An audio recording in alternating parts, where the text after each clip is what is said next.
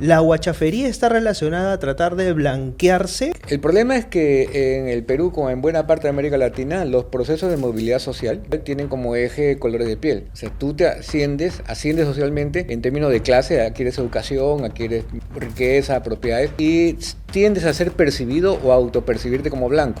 Y si desciendes socialmente, exactamente lo contrario, ¿no? Entonces, no es que la realidad sea así, no es que todos los blancos son ricos y todos los pobres son mestizos, oscuros. Y esa ilusión tratan de presentarse de esa manera, que puede ser bajo la apariencia de un consumo, bienes que te blanquean, o el acceso a universidades, ya contemporáneamente, educación, lugares donde vives, ¿no? Pero tienes una barrera que creo yo, la barrera final en el Perú, todavía sigue siendo étnica, ¿no?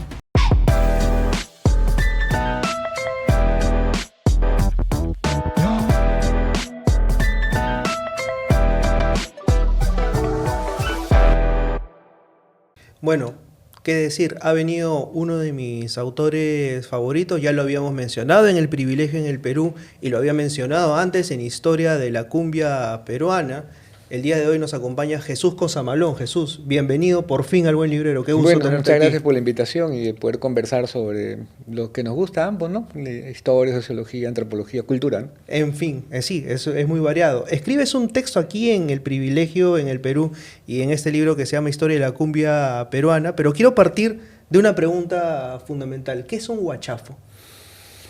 A ver, es una palabra que se desarrolla en el Perú, vamos por ahí, de ese lado. Es un peruanismo que surge a principios del siglo XX para denominar a personas que están desubicadas en términos de su imagen, sus aspiraciones, su lugar en la sociedad, ¿no? Entonces se emplea como un marcador para distinguir a aquellas personas que simulan ser lo que no son, para decirlo así muy rápidamente.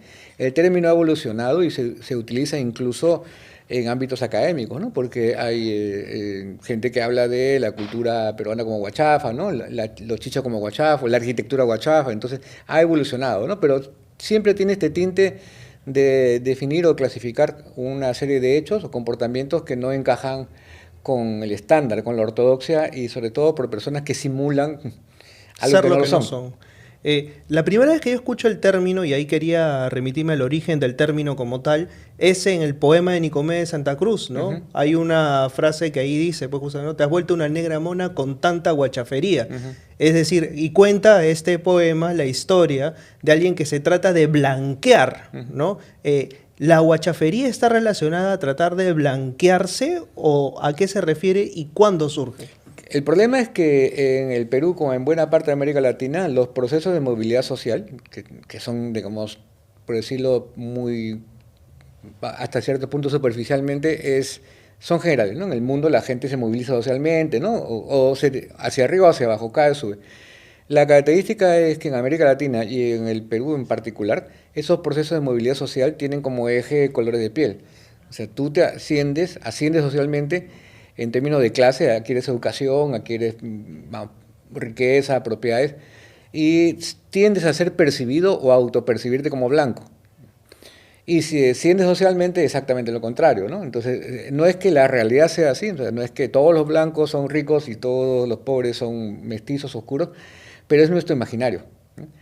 Entonces, la guachafería entra en ese imaginario, porque si bien es cierto, la definición no tiene necesariamente un color de piel, se aplica bajo esos criterios, ¿no? Se aplica bajo criterios en los cuales las personas que de repente tienen un color de piel no blanco, lo que hoy se dice en broma color cartón, o chau, en fin. Es interesante cómo el lenguaje, por ejemplo, en el Perú ha cambiado, ¿no? Estamos hablando de lo mismo desde la época colonial, castas, y le vamos cambiando títulos, ¿no?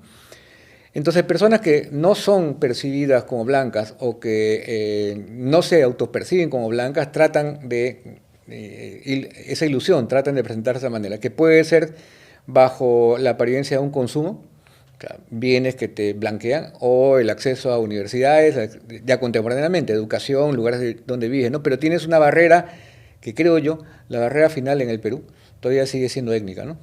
¿Por qué heredamos estos cuestionamientos del orden colonial?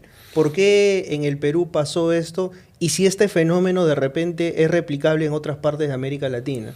Sí es replicable, Pero quizá la marca en el Perú es muy fuerte porque los procesos de cambio y movilidad social en el Perú han tenido un derrotero un poco diferente, ¿no? Estoy pensando, por ejemplo, en Argentina, donde hay racismo y ahora puedes ver que se habla bastante ese tema en las ciencias sociales argentinas, pero hubo un proceso grande, digamos, de hasta cierto punto homogeneización social que puede ser el peronismo, ¿no? El peronismo contribuyó a que los obreros y los patrones reduzcan su distancia simbólica no en cuanto la clase, sino en cuanto lo simbólico, ¿no? Por eso que el argentino suele ser muy directo, muy confrontacional, ¿no? En México, la Revolución Mexicana contribuyó a una nueva construcción cultural en que lo indígena se convirtió en imagen de la nación. Acá tenemos que esperar hasta Velasco, quizá, para que eso ocurra. Y si quieres, simbólicamente es importante, por ejemplo, cuando hemos tenido estrellas de cine, estrellas ¿no? del mundo de las artes, del espectáculo, que se reclamen indígenas. Magalí Solier sería como la primera que yo recuerdo ahorita que reivindicó su identidad indígena, andina, y la belleza. Y eso le costó, porque en las redes le han insultado, le han dicho muchas cosas, al margen de si eso no es buena actriz, porque ese no es el punto.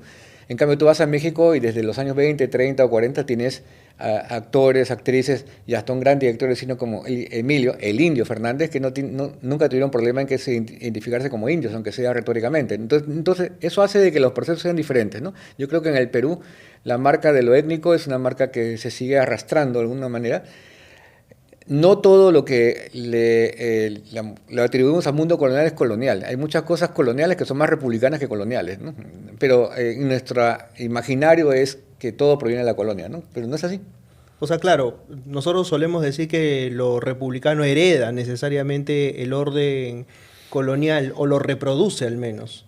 Pero también crear nuevas tradiciones, o sea, tradiciones que se supone que son coloniales, ¿no? Pero que son más bien republicanas. Por ejemplo, la discriminación por raza como tal es más republicana que colonial, porque en la colonia no existía una estructura de pensamiento racista dado de que no había una ciencia que determinara la diferencia en cuanto a raza. Eso ya más bien es republicano, ¿no?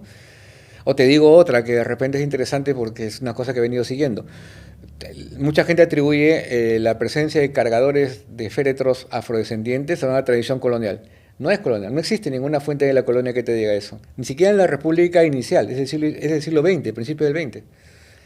En cambio, encaja bien en nuestro imaginario, ¿no? Entonces, vemos el hecho y entonces uno lo atribuye automáticamente al mundo colonial porque tenemos una idea del mundo colonial donde la población afrodescendiente se dedicaba a los peores oficios, peores trabajos, lo cual no es falso, no es que sea lo contrario, pero atribuimos cosas que aparecen después a una tradición colonial que se está reinventando, que se está resituando, ¿no? Que creo que es, en este caso en específico, de principios del siglo XX, ¿no? Pero, por ejemplo, el hecho de asumir que este capital simbólico que está relacionado con la piel o el color de piel es una herencia colonial porque pertenece pues a la idea del peninsular que estaba aquí, que tenía y ostentaba determinado cargo. Sí, pero estás hablando de peninsular y español, no necesariamente blanco. Ujú.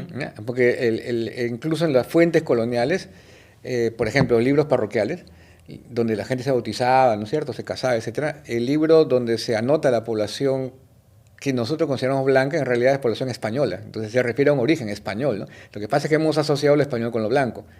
En términos generales es verdad, es cierto, es población que se percibe o es percibida por los demás como blanca, pero su categoría en el mundo colonial no es blanca. Cuando tú ves los censos coloniales no te dice blancos, te dice básicamente población española, ¿no? Bueno, son esclavos, ¿no? Esclavos negros, en fin.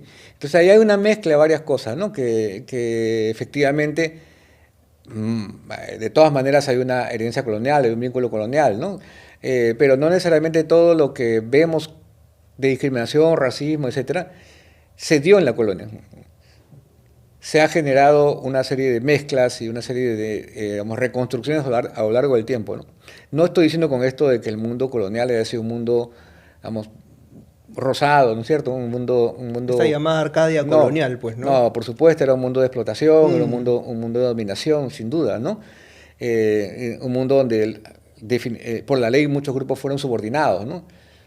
Pero por supuesto que eso no significa de que todos los problemas que tengamos se originan en la colonia, ¿no? Claro, entiendo. En ese sentido, por ejemplo, cuando nosotros podemos decir hoy que a veces la plata te blanquea, ¿es tan así o no necesariamente?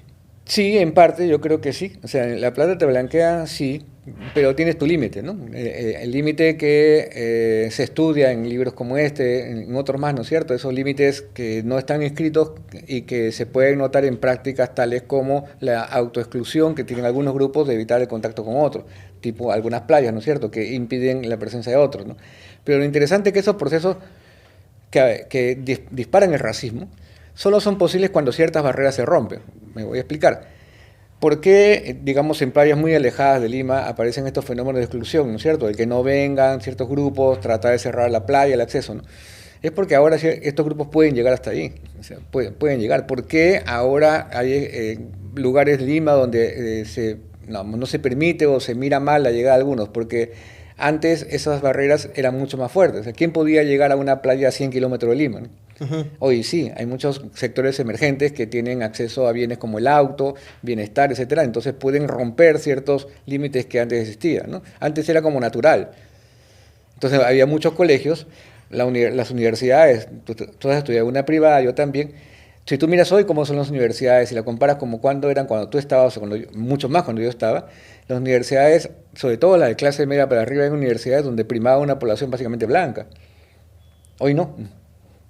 Hoy no. Entonces, claro, lo que ha ocurrido, nuevos grupos sociales, se ha ampliado el acceso a una nueva clase media y eso rompe algunos privilegios simbólicos que tenían y eso puede generar resistencia, ¿no? Puede generar la idea de que están rompiendo un espacio, irrumpiendo en un espacio que no les corresponde, ¿no? Y eso dispara el racismo, probablemente, ¿no? Tú mencionas justamente en este texto qué es la clase media y cómo es que la clase media trata de adoptar ciertos manerismos de la clase más alta para tratar de despegarse justamente de ese otro lado. Por ejemplo, el hecho de tener empleadas o de tener esto que le llamaban cholitos. Claro, porque la definición de si eres blanco o no eres blanco o lo que quieras ser o aparentar es relacional. O sea, te haces blanco en función de que hay otro más oscuro que tú.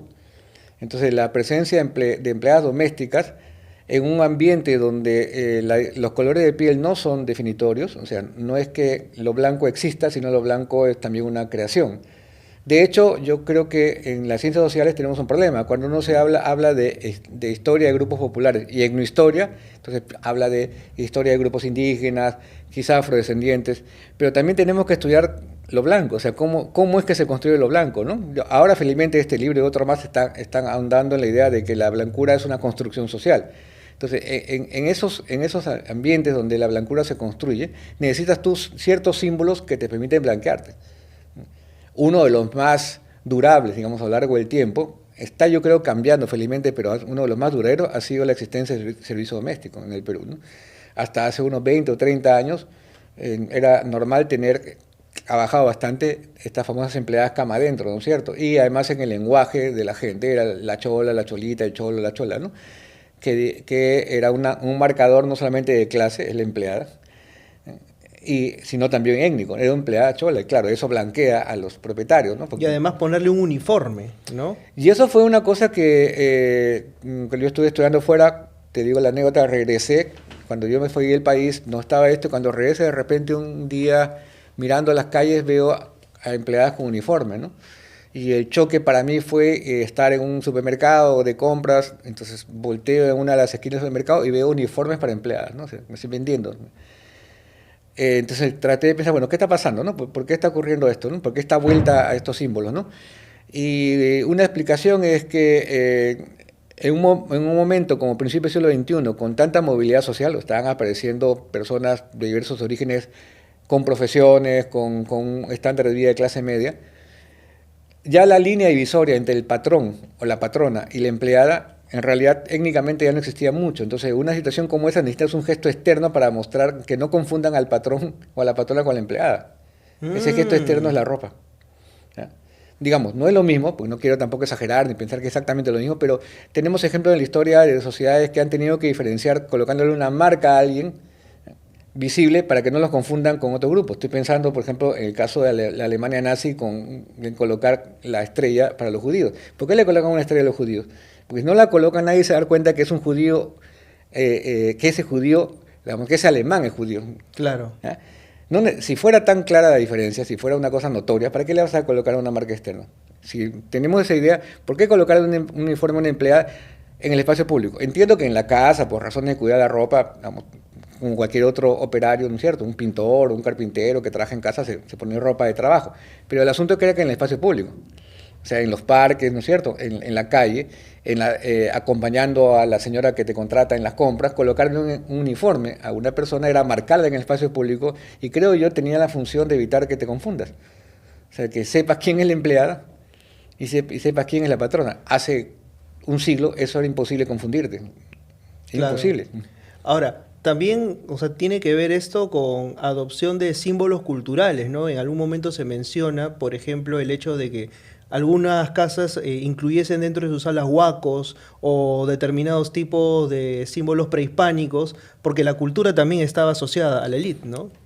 Y es una forma retórica de incorporar tu peruanidad, ¿no es cierto? Sobre todo en este trabajo, en un momento en el cual están llegando mucha influencia extranjera, mucha globalización, similar a esta época, ¿no? O sea, muchos productos importados, ¿no? Mucha cultura globalizante. Necesitas tú una especie de ancla que dentro de esa globalización te diga que eres peruano. Entonces entran no solamente los artefactos guacos, en la época también de la música incaísta, digamos, o incaica, ¿no? El cóndor pasa, ¿no? Una serie de elementos nacionales que se mezclan dentro de esta globalización. Igual que ahora, en el sentido de que en medio de una cultura muy global, conectados con el mundo mucho más que en esa época, ¿no es cierto? ¿Qué estamos reivindicando como local? La comida, ¿no es cierto? Ciertos aspectos de nuestra cultura que no tienen que ver necesariamente con que apreciemos un país en términos de igualdad. O sea, han salido todos estos casos, ¿no? Del uso o la apropiación de recursos culturales, ¿no? Y que se resisten a pagar por diseños y todo. O sea, una cosa es la retórica, o sea, y otra cosa es si realmente consideramos en términos de igualdad al resto de habitantes de nuestro país, ¿no? Claro, porque, digamos, cuando ocurren este tipo de casos de apropiación como tal, básicamente la mirada es te estoy haciendo un favor, ¿no? Claro. O sea, es como yo te estoy dando la visibilidad que necesitas para que el mundo conozca tu trabajo. Y si tú no quieres, no importa, hay 20 igual que tú, ¿no? Claro, hay una falta de respeto, digamos, en cuanto a esto, ¿no? Y también una falta de sensibilidad con respecto a las dimensiones tan diferenciadas, ¿no? Entre lo que le das a alguien por un diseño y lo que tú puedes ganar por ese diseño, ¿no? O sea, Claro. es demasiado distante, ¿no? Entonces yo creo que el tema es ese, ¿no? El tema es que finalmente en una sociedad como la peruana nos cuesta admitir, creo yo, que las diferencias de color de piel siguen marcando alguna cosa, o sea, siguen. No es igual tener cualquier color de piel en el Perú, no es igual. No estoy diciendo con esto de que los caminos están cerrados, o sea, que si naces con un color de piel más oscuro no vas a poder hacer nada en tu vida, porque ahí entra el fenómeno de clase. Claro. Pero sin duda tienen un peso. Te voy a contar una anécdota, si quieres, ¿no? Yo tengo un amigo alemán, es un historiador muy conocido y que mide 1,90 y pico, y bueno, es típicamente europeo, ¿no? Entonces yo tenía clase en la universidad y los alumnos estaban leyendo algo que él había escrito, somos amigos, le dije, bueno, ¿por qué no vienes a mi clase y les hablas a los chicos? La clase era de 8 a 10 de la mañana y quedamos a las 9. Y entonces yo 5 para las 9 ya estaba en la puerta esperándolo para que llegue. Cuando llegó a la puerta, bueno, y la Católica, como conocen, con muchas universidades privadas, tiene un sistema de entrada un poco fastidioso. Tienes que solicitar permiso, en fin. Y yo ya estaba adentro. Él ya estaba adentro esperándome, ¿no? Ya había entrado sin ningún problema, ¿no? Y le digo, ¿cómo hiciste para entrar? Y él me dijo la respuesta más sencilla y más gráfica. Es el Perú. Me dijo, es el Perú. O sea, yo no necesito un documento, No, nada. Me ven y ya un estoy. gringo de 1,90 y pico, típicamente europeo, hablando con acento europeo, pudo pasar sin problema, sin que le digan Claro, por o qué sea, viene acá. en ese sentido, o sea, a mucha gente le cuesta visibilizar este tipo de cosas, ¿no? Por ejemplo, en algún momento un activista me dijo, no es que ningún peruano diga o tenga el derecho de decir, a mí nunca me pasó un acto de discriminación. Probablemente sí le pasó, solamente que se niega a admitirlo porque negarlo lo acerca más a pertenecer a ese grupo hegemónico del que dice Posiblemente, estar, ¿no? pero también hay otra razón. Creo que la razón por la cual no se siente racismo a veces es porque la movilidad social no está negada con el racismo. O sea, no es como otras sociedades tipo Estados Unidos donde la movilidad social tiene un límite racial, digamos. Pensando en la sociedad americana previa a la liberación de derechos civiles, ¿no? Donde tienes barrios para negros, ¿no es cierto? Universidades para negros, colegios para negros. Eso nunca hubo acá, efectivamente. Acá nunca hubo leyes que impidan a un grupo étnico hacer algo, como ley, o sea, que diga esto no va, ¿no? Entonces la gente siente que no hay racismo porque tú puedes movilizarte socialmente, porque puedes entrar a la universidad, puedes estudiar o puedes trabajar aquí, vaya, eso es verdad. Pero lo que quizás no nos damos cuenta es que esa movilidad social opera bajo reglas de blanqueamiento. O sea, opera acercándote a modos de vivir blanco, ¿no? Entonces, inconsciente o conscientemente haces eso, ¿no? Te vas avanzando en términos de blanqueamiento, ¿no? Y entonces es interesante porque la sociedad liberal, digamos, el liberalismo que apoya la movilidad social, se ve ratificada por la movilidad social y el blanqueamiento y el racismo. O sea, es interesante porque el racismo y el liberalismo no tienen por qué ser contradictorios. Quizás los que se oponen dicen, bueno, la sociedad liberal, mira, en la ley no hay diferencias. ¿Cómo hay racismo si tenemos movilidad social? No, es que el racismo puede funcionar con el liberalismo. Claro, Y lo puede ratificar. No es excluyente. No es excluyente, ¿no? Y eso creo que es lo peculiar de América Latina, ¿no? No es una anomalía que exista racismo en América Latina, porque nos vienen a estudiar de afuera como si esto es una especie de rezago de una sociedad premoderna que en algún momento se acaba de racismo. No. Nuestro liberalismo y nuestro sistema económico capitalista funciona con racismo. ¿Ya? No se va a acabar cuando nos desarrollemos. Porque además el consumo está asociado a métodos Claro, de... las propagandas, de el marketing. ¿No? Mira, por ejemplo, ¿no? Ahora, quiero que queden claro de que no estoy en contra de lo aspiracional, porque estoy seguro que por ahí aparecen comentarios de resentimiento social, ¿no es cierto? No, una cosa es la aspiración que todos tenemos y el derecho a vivir bien, que por supuesto lo tenemos todos, a vivir decentemente y de acuerdo a lo que uno se trace como objetivos en la vida.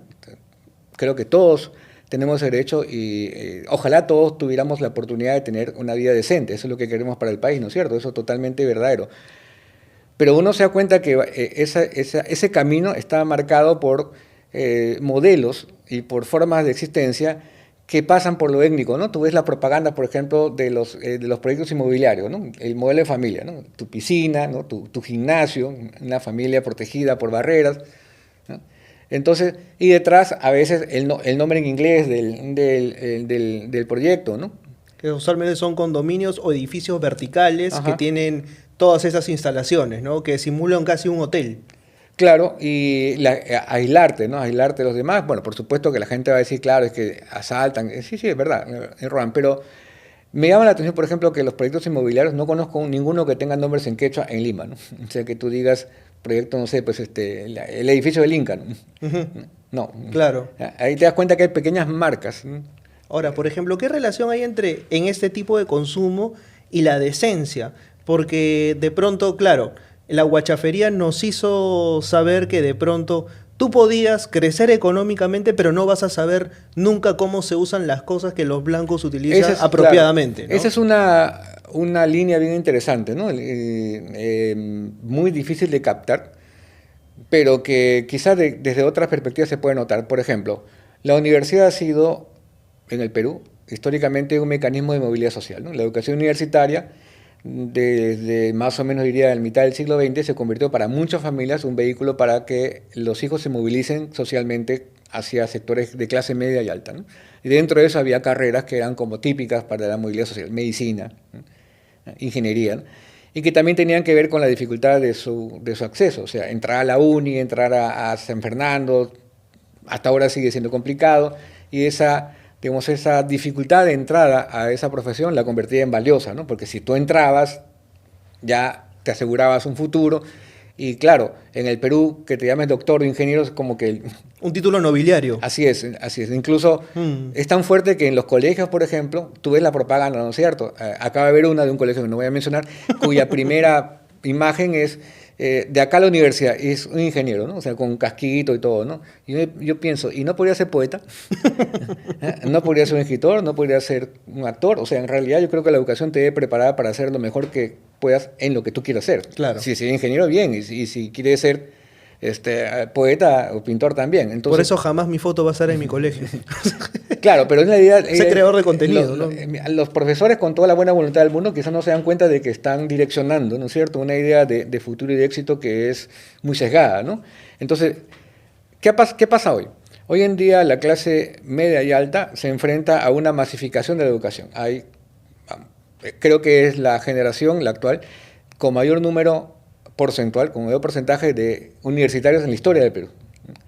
No me acuerdo la cifra, pero es altísima, ¿no? Comparado con lo que había hace 20 años. Entonces la universidad ya no es una línea divisoria entre clase media y alta o clase media y sector popular. Ya no es porque antes, cuando yo estudiaba, tener carnet universitario era como que no todos tenían carnet universitario.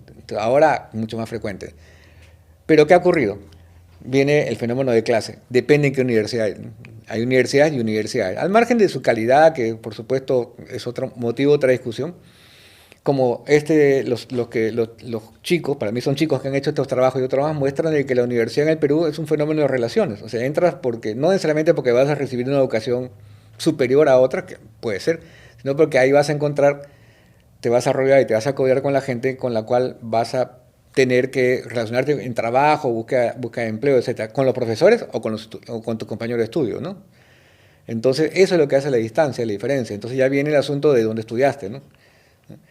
Y la universidad, en realidad, yo he enseñado en muchas públicas y alguna privada más, pero sobre todo en públicas, y lo que puedo decir es que hay buenos y malos estudiantes en todas partes. O sea, una universidad no se hace únicamente por la infraestructura o los profesores, sino también el tipo de estudiante que tienes, ¿no? Y esos hay buenos y malos en todas, ¿no? Pero hay este asunto sesgado, ¿no? Antes era lo que consumes, ahora es dónde estudias. Quizá en el Perú también han entrado otros fenómenos que son alucinantes, ¿no? Y me parece que hay universidades donde tú pasas por la puerta de la universidad y ves un montón de jovencitos utilizando estos productos para fumar, que no son para fumar, ¿cómo se llama? Los vapes. Eso, ¿ya? Y vas a una universidad pública y no. Pregunto, ¿es un fenómeno de necesidad o de clase? O sea, en realidad no estoy acá para decir si está bien o mal hacer ese tipo de práctica, pero ¿por qué aparece más en un sitio que en otro? ¿Por qué hay grupos que adquieren ciertas prácticas que los van a distinguir de otros? Una forma de... Y acá utiliza ese tipo de productos es más caro, ¿no? Claro. Curiosamente en Europa son más baratos. Entonces más bien en Europa los que utilizan estos productos son más bien los más pobres, ¿no? Claro, porque hay un impuesto que se le pone al consumo de tabaco y al alcohol. Así es. Que los diferencia del otro, Y ¿no? ahí es al revés. Claro. Acá este producto es más caro, entonces claro, está bien, en el sentido de que todo el mundo tiene derecho a consumir lo que quiera, ¿no? Dentro de la legalidad. Pero es un fenómeno de clase que sesga, ¿no? Definitivamente. Ahora, yo me pongo, o sea, a pensar, y esto es algo que a veces me ha quedado dando vueltas, ¿no? Cuando uno ve de pronto a un padre de familia que se esfuerza, pues, ¿no? Para que su hijo entre a una universidad de prestigio, o sea, que son las que demanda el mercado laboral, le está comprando básicamente el acceso a la universidad, pero no necesariamente el acceso a los grupos sociales, ¿no? Entrar a los grupos sociales que van a dirigir las empresas y que van a dirigir medianamente una buena cantidad de lugares en el país, es otra cosa, ¿no? Claro, eso ya demanda otro tipo de estrategia, ¿no? Habilidades sociales, ¿cierto? O sea, que cómo te relacionas con otro grupo, ¿no? Para no hablar solo del presente, que no es algo que yo conozca estudiando, ¿sí? Te puedo hablar más de otros ejemplos, ¿no? ¿Cuál fue la estrategia, por ejemplo, japoneses? Los japoneses en el Perú, alrededor de la Segunda Guerra Mundial, como es muy conocido, sufrieron un proceso duro, agresivo, ¿no? Les quitaron acá los propiedades, los expulsaron, eran mal vistos, eran insultados, ¿no es cierto? Digamos, llegas a los años 60, 70 y encuentras muchos japoneses estudiando medicina, ingeniería. De hecho, hay una clínica famosa, ¿no es cierto? Y, ¿cuál fue su estrategia? Su estrategia fue la educación, pero apostar por una educación en el sentido de ser los mejores. ¿Ok? Entonces, ¿qué pasaba con un japonés en una universidad? Ya la gente de repente no le cae bien, el japonés es extraño, lo va a fastidiar, etcétera. Pero como el mundo es muy competitivo, si eres bueno en matemáticas y si eres bueno en lo que sea, te van a pedir ayuda, vas a tener grupos, vas a tener contacto con ellos porque tu habilidad los va a superar. Entonces, claro, apostaron por ese tipo de cosas, ¿no? Algo parecido ocurre por ejemplo, en Europa con el mundo judío, ¿no? Judíos van a la universidad, se convierten en los mejores porque saben que están luchando contra la corriente. Lo mismo pasó con las mujeres. Las mujeres que entran a la universidad, las primeras generaciones de mujeres que estudiaron en San Marcos, por ejemplo, seguramente hay mucha gente que tiene su abuelita o su tía abuela, que fue una egresada de San Marcos en los años 40, 50, te cuentan de que cuando llegaron ahí tenían que ser las mejores. ¿Por qué tenían que ser las mejores? Porque los profesores que tenían, que eran 100% varones, estaban seguros que estaban ahí de más, o sea, que habían llegado porque, bueno, ya la ley permitió llegar, pero imagínate las primeras mujeres que estudiaron medicina, ¿no? Los profesores pensaban de que estas médicas iban a fracasar, que en realidad no iban a poder atender, se iban a asustar con la sangre y qué sé yo, ¿no? Entonces ellos te cuentan de que lo que tenían que hacer es ser las mejores, porque así tenían que demostrar que estaban ahí no porque simplemente la universidad había abierto las puertas, sino porque realmente podían ser tan competitivas como los hombres, ¿no? Y eso las hizo súper competitivas, ¿no? Las hizo duras, ¿no? Ese es el testimonio de la gente que estudió con ellas, porque apostaban por eso. Entonces, una forma de romper los prejuicios es convertirte en el mejor. ¿Que esto responde también a un capital cultural? Claro, porque en el caso de los japoneses apostaron por eso, ¿no? Apostaron por la educación como valor, ¿no? Es de los grupos que conozco, igual que la población migrante de origen judío, apostaron directamente por eso, ¿no? Por convertirse en profesionales, ¿no? Con grandes calificaciones, ¿no?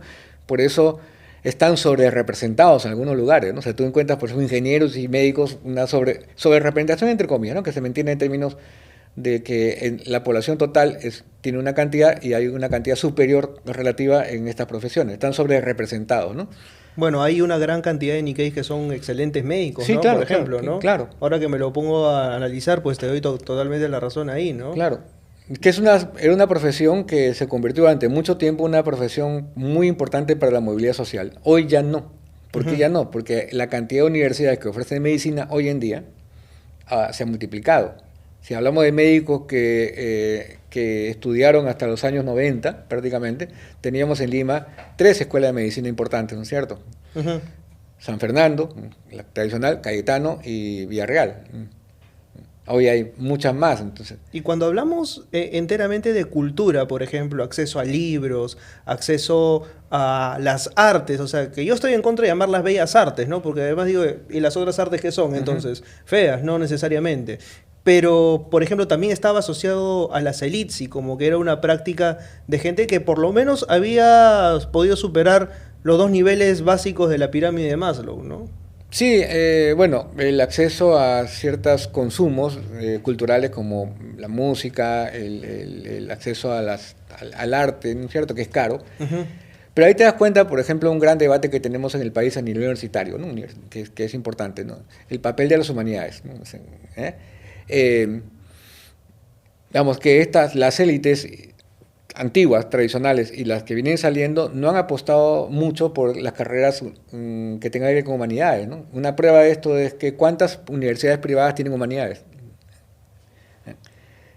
La Católica es una de las pocas que tiene carrera de humanidades. Casi todas tienen disciplinas aplicadas, ¿no? Pero Aplicadas a las claro, humanidades, ¿quién pero no tiene a la filosofía, Facultad de quién tiene Humanidades? literatura? Claro. Claro. Entonces, esas carreras como que no son rentables en términos del mercado.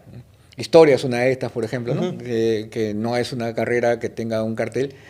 Y creo que hay una especie de desviación que habría que ver cuándo y por qué, en términos que la élite en un momento determinado abandonó las carreras de humanidades, ¿no? O sea, por ejemplo, tú tienes personas como alguien muy conocido, ¿no? De 1900 y pico, Riagüero, una familia aristocrática, ¿no es cierto? Víctor Andrés Belaúnde, familias ricas y aristocráticas que tuvieron entre sus hijos a gente que hacía humanidades, ¿no? Ya eso como que se ha perdido. En un momento dado, las humanidades se separaron, o ellos de las humanidades o las humanidades de ellos, ¿no? Entonces apostaron por carreras como medicina, ingeniería, y en un proceso constante de cómo se reestructuran los límites sociales, ¿no? Y eso creo que es lo que hay que estudiar, o sea, cómo se reelaboran. Mi punto es que en esa reelaboración el factor étnico siempre ha estado presente de alguna manera u otra, ¿no? Hoy ya tenemos clase media, ¿tú crees? Sí, claro, tenemos una clase media diferente a la clase media que teníamos antes, ¿no? Yo alguna vez leí a alguien que decía la clase media actual no tiene cultura porque no va a, digamos, no apoya este tipo de cosas. Es que depende pues de la definición de cultura, ¿no? A ver, no se trata acá de valoración estética con respecto a qué es mejor o peor, porque eso no es mi función y difícilmente es demostrable. Pero a ver, ¿quiénes llenan los conciertos de los grupos de música como cumbia? No son baratos. Ujú. El Guaralino, este local famoso, ¿no es cierto? Tiene una agenda llena de espectáculos. ¿Cuánto gasta una persona cuando va al Guaralino? es una clase media que tiene capacidad de consumo, solo que su capacidad de consumo está dirigida a estos espectáculos que algunos consideran que no son espectáculos válidos, ¿no es cierto? Preferirían que vayan a la ópera si quieres, pero es un tipo de consumo cultural, ¿no? Si no, no habría capacidad de gasto para estos grupos como Grupo 5, ¿no es cierto? El auge de la cumbia depende también de un mercado, ¿no? Definitivamente, ¿no? Quiero profundizar sobre este punto, ¿no? Porque me interesa bastante. ¿Qué diferencia, por ejemplo, a Perú de Argentina en ese sentido? O sea, donde sí hubo una clase media que se orientó al consumo, tanto de cumbia, tanto como de diferentes manifestaciones de ese tipo, pero también como hacia el teatro, hacia la literatura, hacia una circulación mayor de libros. ¿Qué pasó en Argentina que Claro. no pasó en el Perú, por ejemplo? Bueno, una cosa evidente de Argentina es que tiene un sistema educativo público muy fuerte, ¿no? Ahora Milei lo está destruyendo literalmente, pero históricamente tuvo y tiene hasta ahora, ¿no? Por ejemplo, la Universidad de Buenos Aires está entre una de las primeras de América Latina, siempre está entre las 5 primeras, oscila por ahí, pero es una universidad pública, ¿no? La Plata, la de Córdoba, o sea, un sistema educativo fuerte. La educación pública argentina sigue siendo importante, hay colegios donde los hijos de la clase media profesional estudian en colegios públicos. O sea, acá el colegio público ya no existe para la clase media y alta. La clase media y alta manda a sus hijos a escuelas privadas, ¿no? Bueno, la clase alta casi siempre la mandó, pero a ver, en los años 50, 60, muchos de los estudiantes de universidades privadas venían de colegios públicos, venían de las grandes unidades escolares, o sea, habían pasado por la experiencia de educación pública, ¿no? Hoy eso es bastante más raro, ¿no? No es que no exista, pero es bastante más raro. En Argentina se da una educación pública muy fuerte, eso creo que es importante. La segunda es que, claro, tiene una tradición europeizante y europea mucho más fuerte, ¿no? Por la migración y todo, ¿no? Y se mantuvo dentro de eso, ¿no? Y claro, una capacidad de desarrollar una integración social mayor a partir del peronismo, muy discutido en términos económicos, pero creo que no hay duda de que en términos de integración social el peronismo sí contribuyó, ¿no? Con respecto a reducir esa brecha simbólica, ¿no? Y entonces se desarrolla una cultura mucho más orientada hacia Europa, con tradiciones europeas, digamos, pero también con un sistema educativo muy fuerte, ¿no? Con una producción literaria, ¿no? y científica mucho más fuerte, con apoyo estatal, ¿no? El cine argentino no existiría como lo conocemos sin el apoyo del Estado argentino, que ha financiado una multiplicidad de películas, ¿no? Y de hecho también, o sea, México, ¿no? También tiene un consumo Claro, cultural orientado bastante interesante, ¿no? Que como bien menciona usted, tiene también el antecedente de la Revolución Mexicana que revalorizó justamente lo indígena y demás. En Argentina, pues, había otro tipo de tendencias.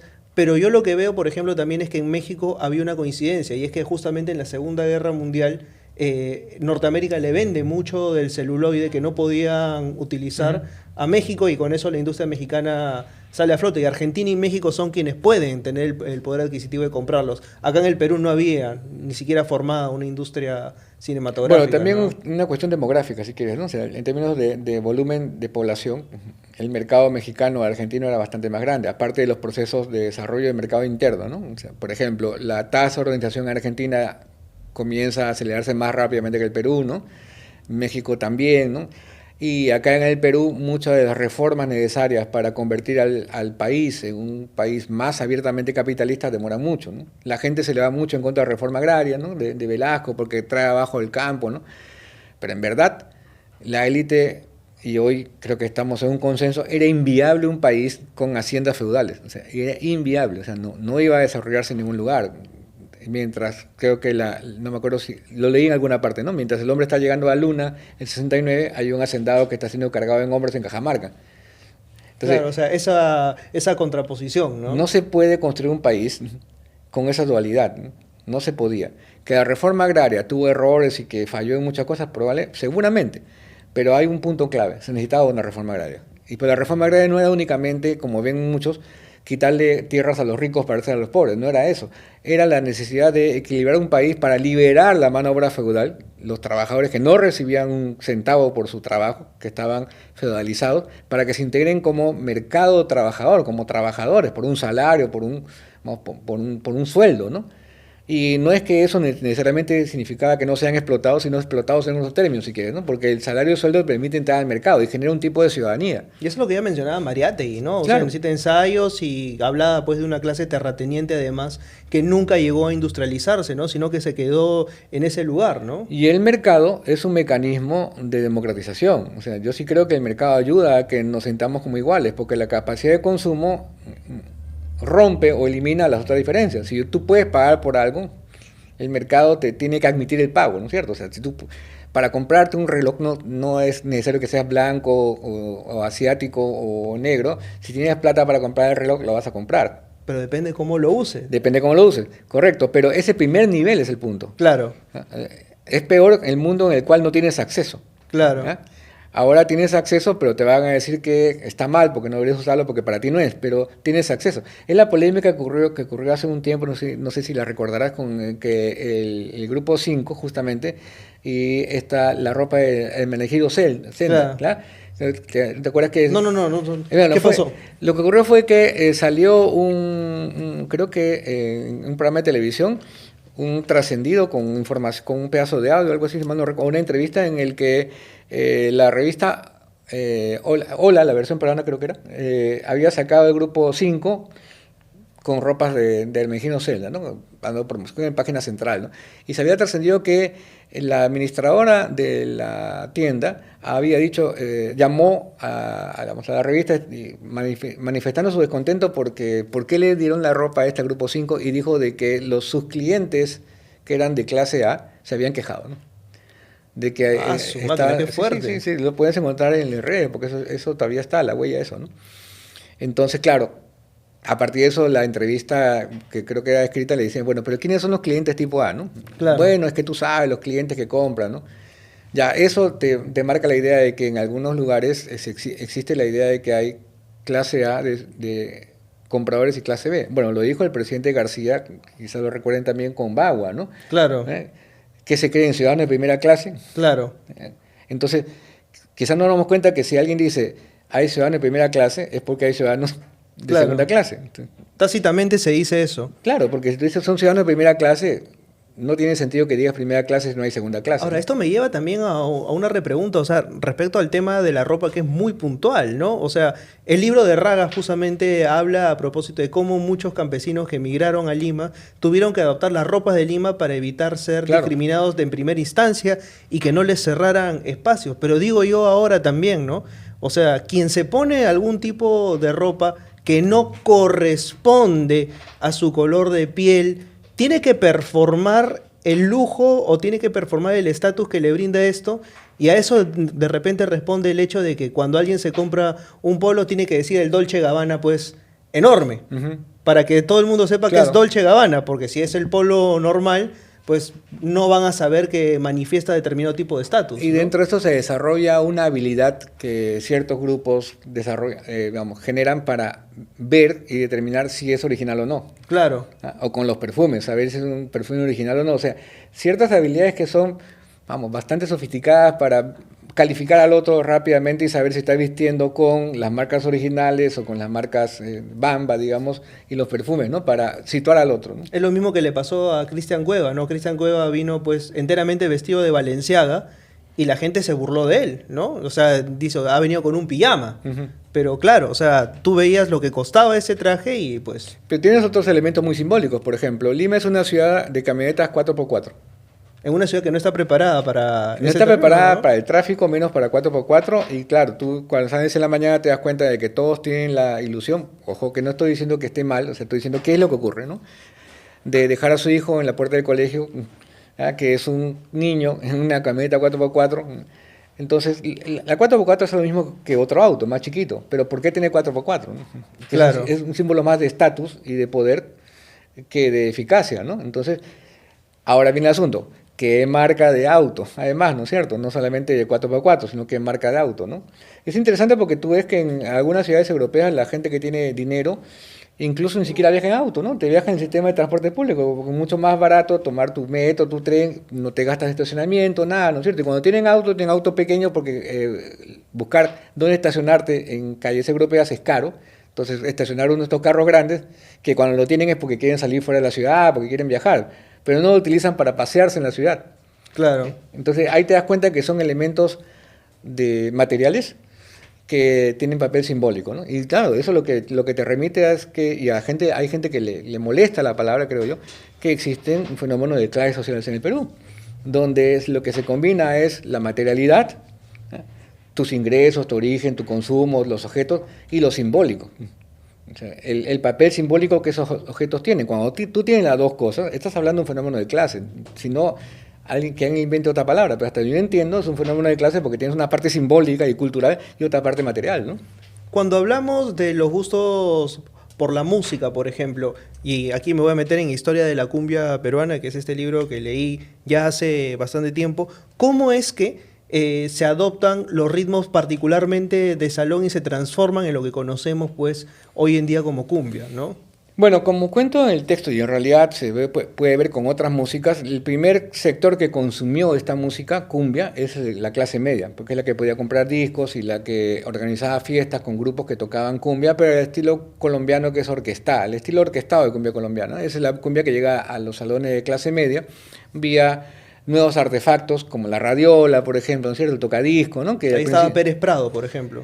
Pero es un poquito anterior, es como de los 50, digamos, es como el mambo, 40-50, ¿no? Claro, pero todo este tipo de música era la que se consumía en la clase media, la élite, ¿no? Y la cumbia va llegando así con los discos, ¿no?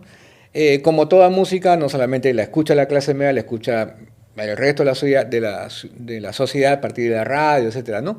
Y van apareciendo versiones locales, ¿no? de cumbia, ¿no? O sea, grupos que empiezan a replicar, hacen covers o también hacen versiones propias de la cumbia orquestada, ¿no? Mientras ese proceso ocurre, simultáneamente viene ocurriendo otro proceso, que es la llegada de músicas más lejanas, pero igualmente atractivas, como el rock, que trae guitarra eléctrica, el órgano electrónico, que es más bien del gusto de los jóvenes. Y eso sí es masivo, o sea, masivo en el sentido de que no solamente de la clase media y alta, masivo, sectores populares, todo, ¿no es cierto? Conocemos bien la historia de algunos grupos de rock que son bien de clase media, el INSE, ¿no?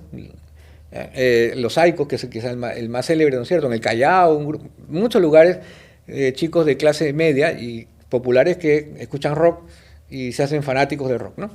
Y empieza a llegar la guitarra eléctrica. Entonces tienes como dos movimientos, ¿no? Jóvenes que tocan rock con la guitarra, tienes la cumbia, y tienes un tercer movimiento grande que tiene que ver con la música vernacular, folclórica, que está en Lima desde siempre, por no decirte una fecha, y que en los años 50 tiene un mercado enorme porque hay una migración, ¿no es cierto?, que llega, está el Coliseo Nacional, Arguedas, con las grabaciones, programa de radio, ¿no? Tiene esas tres cosas como universo musical, lo tropical, que va llegando con la cumbia y otras más, el rock y bueno.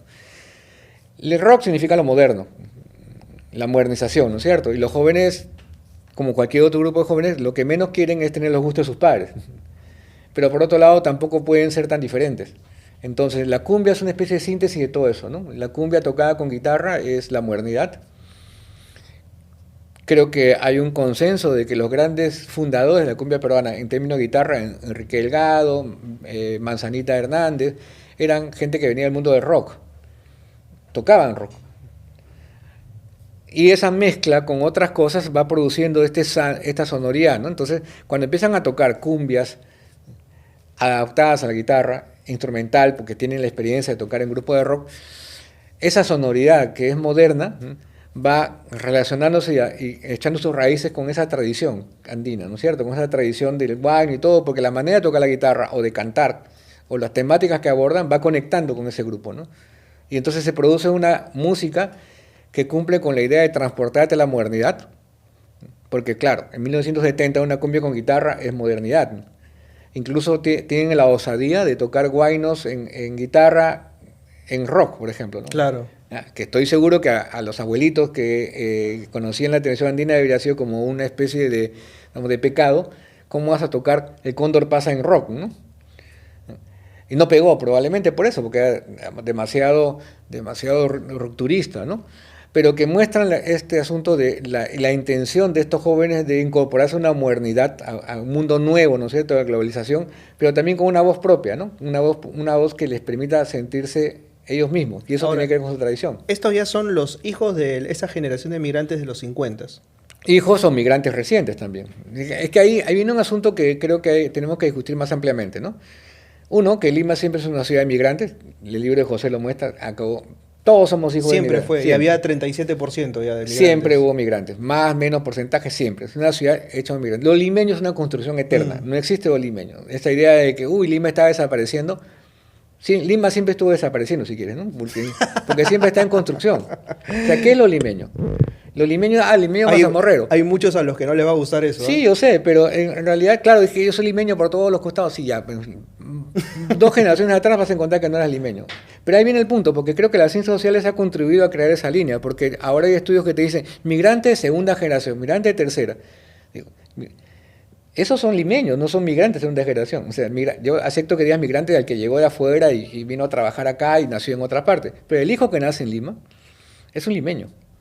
Solo que es un limeño diferente quizá a ti o a mí o a cualquier otro, pero es un limeño. O sea, ¿dónde aprendió, dónde socializó, dónde se convirtió en un adulto? En Lima, que es un limeño diferente. Que digan que él no es un limeño igual a alguien que tiene otras tradiciones, sí. Pero el decir es migrante de segunda generación es negarle su identidad urbana, ¿no es cierto? Es negarle el hecho de que es un limeño. Entonces, en ese momento en que existe esa migración, ¿no es cierto? Hay gente que viene de afuera, hay gente que nace en familias migrantes. Además, otra cosa, quizá tenemos la mala idea de pensar que migración igual gente que viene de la sierra. No, hay migrantes de la costa. Migrante es gente que viene de Ica, gente que viene de Chancay, gente que viene de Barranca, gente que viene de Puno, Cusco. Son migrantes de diferentes lugares. Entonces ahí tenemos un asunto también tramposo. Dice, son migrantes, son gente de la sierra. No, hay migrantes de diversos orígenes y diversas etnicidades, ¿no? Muchos de ellos surgen acá como músicos, ¿ok? Pero otros nacen acá y posteriormente se incorporan. Entonces es un universo que genera la migración en barrios donde hay mucha multiplicidad. Y yo creo que, bueno, yo nací ahí, así que también algo de esto puedo pensar. El RIMAC. Claro. El RIMAC surge en muchos grupos. Siempre he pensado, ¿por qué el RIMAC es tan pródigo en todas estas cosas? Es que el RIMAC tiene tradición afrodescendiente, tiene presencia afro desde la época colonial, tiene mucha presencia china, mucha migración de origen, digamos, norteño y en la sierra, mucha gente de Canta baja por ese lado. Entonces son lugares donde hay tanta diversidad que en la calle tú puedes escuchar música vernacular, música peruana tradicional, digamos, festejos, marineros, etcétera, y también música de todo tipo. Entonces, en universos como ese, donde los sonidos viajan de un lugar a otro, es imposible que un músico no se le meta todo. Es como tú tienes mucha lectura, ¿no es cierto? Llega un momento en el que no sabes si lo has leído. Sí, claro. ¿Ya? Y además no sabes dónde lo leíste. Claro. Pero lo tienes. Claro, ¿Ya? y está incorporado. Está incorporado. Entonces, los lenguajes musicales son iguales. Tú no sabes si lo escuchaste aquí o allá, pero a la hora que haces tu propia producción, van a salir, van a fluir naturalmente, ¿no? Porque ya se han incorporado en tu propia identidad, ¿no? Ahora, ¿qué pasó, o sea, para que esto fuese inicialmente una marca de clase enteramente migrante, para que ahora, bueno, ya no ahora, Sí, sí. ya no, o sea, estamos hablando de hace unos 10 años atrás incluso, podamos escuchar Bareto de pronto en una discoteca? Es una pregunta muy interesante. Hay una cosa que, desde mi punto de vista, es muy clara. ¿Qué caracteriza el movimiento de los 70, ¿no? Como cumbia? Hay un debate en que tenemos entre amigos, porque es una cosa interesante, somos amigos, pero discutimos, ¿no es cierto? Arturo Quispe, Alfredo Villar, digamos que es interesante porque somos capaces de sentarnos y debatir y tener puntos de vista diferentes, ¿no? Yo tengo mi postura, yo creo que hay un tránsito de la cumbia peruana a la chicha que está en el libro. La guitarra no es el único elemento que hace la cumbia peruana a chicha. Hay una forma de tocar la guitarra, ¿no es cierto? Perfecto. También una forma de cantar, que es la que viene de los hermanos Escalante Quispe y de Palacios Quispe, que son Chacalón y su hermano. Pero también una temática. O sea, la temática social, ¿no? Hasta antes del año 75, con los Destellos, por ejemplo, un grupo merece un monumento, ¿no es cierto? Por supuesto. Pero la temática social en Los Destellos es prácticamente inexistente. Elsa, que es una canción que todo el mundo conoce, la letra de Elsa es incidental, digamos, una letra que puedes cambiarle el nombre a la persona y no pasa nada, ¿ok? Lo que importa es la música, ¿no es cierto? No existe una temática social en esa primera generación de cumbia. Es lo sonoro, la guitarra, ¿no? El baile. Con eso no le estoy restando importancia. Estoy diciendo que es valiosísima y además su aporte musical es impresionante. Esa es la música que afuera tiene un éxito enorme, ¿no? Los Mirlos, etc., ¿no? 75 aparece un cambio, ¿no? El gran cambio es cuando aparece una letra comprometida con lo social, Viento. Después viene Soy Provinciano. todas esas letras empiezan a recoger la experiencia del inmigrante urbano, no solamente de Lima, también es otra imagen muy centralista que tenemos. Hay migrantes en Lima, hay migrantes en Chimbote, hay migrantes en Arequipa, hay migrantes en todas partes. Entonces ese mensaje de salgo muy temprano a trabajar, no solamente es para el limeño o para que vive en Lima, es para el habitante de muchas ciudades que hacen exactamente lo mismo. Entonces esa temática con corte social, que puedes encontrar temáticas que hablan de chofercitos, de obreros, de sastres, de cobrador, de cachueleros, una canción deliciosa que es una canción a este multioficio, ¿no? Incluso los Chapis tienen una canción que hablan de aborto, que es Bolso Escolar, ¿no? La aparición de una temática social emparentada con las situaciones de clase de sectores populares, trabajadores, informales, ¿no es cierto? No es una canción dedicada a ingenieros. Claro. Yo siempre digo, si alguien dice, me levanto a las 5 de la mañana a trabajar, ¿quiénes se levantan a las 5 de la mañana a trabajar? ¿Quiénes son los que ustedes ven cuando llegan a un centro de trabajo que ya están ahí trabajando? Digamos un ejemplo, los vendedores de comida, los que venden desayuno. Están ahí 7 de la mañana frente a una universidad o a un centro de trabajo. ¿A qué hora salió de su casa para llegar 7 de la mañana ahí? 4 de la mañana. Esa es la persona a la cual está dedicada una canción. Me levanto muy temprano a trabajar cuando la ciudad está dormida todavía, yo estoy saliendo a trabajar. No está dedicada al ingeniero, al médico. O sea, hay una revalorización de la identidad a partir de las narrativas que se construyen en estas letras. Y una reivindicación del trabajo, del trabajo informal, sobre todo, ¿no? Porque estas personas tienen su propio trabajo, ¿no? Entonces, eso caló en un sector, porque claro, es el mensaje para tu propia existencia. Porque una cosa interesante de los seres humanos que a veces necesitamos una narrativa que nos diga qué está pasando. ¿Okay? Claro. Tú puedes ser un vendedor, pero si alguien te dice eres un vendedor ambulante y vives así, ya tienes una narrativa que explica tu existencia. Esa es la potencia que tiene la música. Te da una narrativa, igual que la literatura, ¿no? Te da una narrativa y te explica tu existencia, ¿no? Entonces eso caló mucho. Evidentemente, fenómeno musical, un mercado enorme, ¿no es cierto? Las disqueras encontraron también un fenómeno comercial, un enorme mercado con la etiqueta chicha, los chapis, todo, ¿no es cierto? Pero también tienes una curva de económica, ¿no? Llega un momento en el que si tú quieres que esa música amplíe su mercado, tienes que incorporar a otros grupos que ya no se van a sentir tan cómodos diciendo soy hijo de trabajador, soy cachuelero, ¿no? La clase media no se identifica con ese discurso. Es un discurso básicamente popular, ¿no? Por supuesto que hay excepciones, ¿no? Siempre alguien me dice, sí, pero yo he visto a gente, un médico bailando. Sí, correcto, pero hay que pensar de que lo que hacemos... Claro, una excepción no hace la norma. Exacto, y más bien, para que exista excepción hay norma. Claro. Eso es interesante. O sea, tú dices, hay una cosa general y tú puedes decir, claro, efectivamente, hay un caso de un médico, es interesante, pero lo general es lo que importa a veces, ¿no? Entonces, aparecen grupos diferentes que no se identifican, ¿no? Pasa lo mismo con la salsa. La salsa dura, la salsa de la Willy Colón de barrio, ¿no es cierto?, que habla de marginales, de drogas, todo, da paso a la salsa sensual. La salsa sensual es un fenómeno para otros grupos, para otras sensibilidades, ¿no? Ya no tiene marca de clase, es un fenómeno más universal, tiene su propio mérito, digamos, no es que sea mala, tiene sus propias características, ¿no? ¿Cuál es el salto de la chicha? Hacia la tecnocumbia y a temas más generales, porque si quiere ganar el mercado, hay problemas que no son de un grupo, el amor. Claro. El amor, la bebida, entonces, pero tiene marcas todavía como esa, por ejemplo, las canciones de cumbia todavía hablan mucho de la bebida popular, la cerveza, ¿no es cierto? Tiene ciertas marcas, pero ¿cuál ha sido el costo de que la cumbia se masifique? La pérdida de un contenido de clase. O sea, está difícil que un grupo de cumbia contemporáneo haga canciones dirigidas a obreros, a campesinos, ¿no es cierto? Porque su mercado ya no es ese, tienes que hacer canciones que tengan un universo más grande, lo cual no significa que sean malas producciones musicales. Estoy diciendo solo que tienen otras características, no las que tenían antes, ¿no? Y entonces eso cambió el mercado, ¿no? Cambió, porque es una cumbia de clase media. Ahí entra, creo yo, el fenómeno como Bareto, ¿no? Claro. Porque ¿cuál fue cuál fue el mérito del grupo? ¿Ya? Y conozco a Joaquín Mariatti, somos amigos, hemos hablado de esto, así que lo digo con su consentimiento, porque hemos hablado y él también es crítico, ¿no? Bareto hizo una versión de cumbia para clase media, claramente, ¿no?